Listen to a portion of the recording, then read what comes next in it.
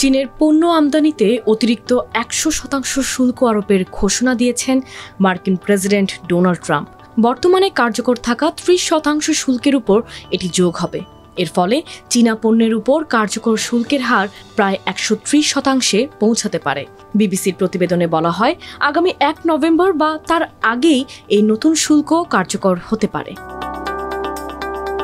Trump তার মালিকানাধীন সামাজিক যোগাযোগ মাধ্যম ট্রুথ সোশ্যালে ১০ অক্টোবর এক পোস্টে এই সিদ্ধান্তের কথা জানিয়েছেন।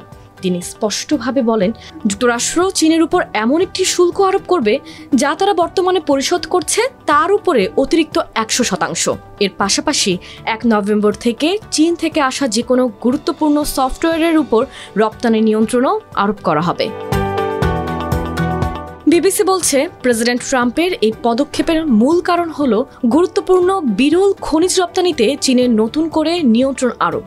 আধুনিক ইলেকট্রনিক্স, সেমিকন্ডাক্টর, সামরিক সরঞ্জাম সহ বহু প্রযুক্তি পণ্য উৎপাদনের জন্য এই খনিজ উৎপাদনগুলো অত্যাবশ্যক।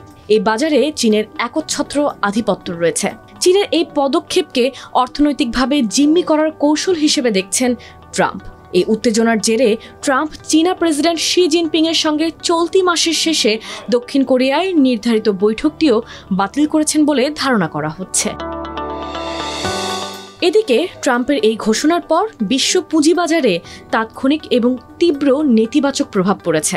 গত বছর চীনা পণ্যে শুল্ক যখন সর্বোচ্চ ১৪৫% পৌঁছেছিল, সেই ভীতিকর পরিস্থিতি ফিরে আসার আশঙ্কায় বিনিয়োগকারীরা আতঙ্কিত হয়ে পড়েছেন। ট্রাম্পের মন্তব্যের পর ১০ অক্টোবর বাজার বন্ধের সময় বড় ধরনের দরপতনের খবর পাওয়া যায়। ডাও জোন্স সূচক ৮৭৮ পয়েন্ট বা ১.৯% কমে যায়। S&P ৫০০ সূচক ২.৭% কমে যায়।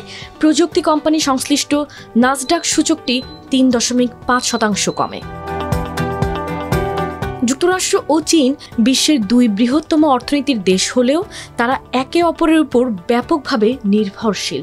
যদিও মেক্সিকো সম্প্রতি যুক্তরাষ্ট্রের পণ্য সরবরাহের ক্ষেত্রে চীনকে ছাড়িয়ে গেছে, তবুও ইলেকট্রনিক্স, পোশাক এবং আসবাবপত্রের মতো শত শত কোটি ডলারের চীনা পণ্যের উপর যুক্তরাষ্ট্রের নির্ভরতা রয়েছে।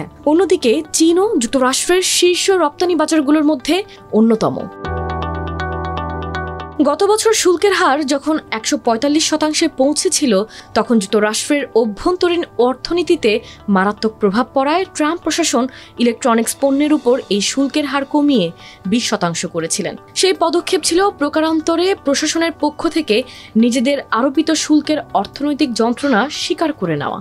এরপর গত মে মাসে উভয় দেশ সম্পর্ক স্বাভাবিক করতে সম্মত হয়েছিল। চীন মার্কিন পণ্যে শুল্ক ১২৫% থেকে কমিয়ে ১০% এবং যুক্তরাষ্ট্র চীনা পণ্যে শুল্ক ১৪৫% থেকে কমিয়ে ৩০% নামিয়ে এনেছিল। এই চুক্তিকে কেন্দ্র করে উভয় দেশের পুঁজিবাজারের সূচক বেড়ে গিয়েছিল।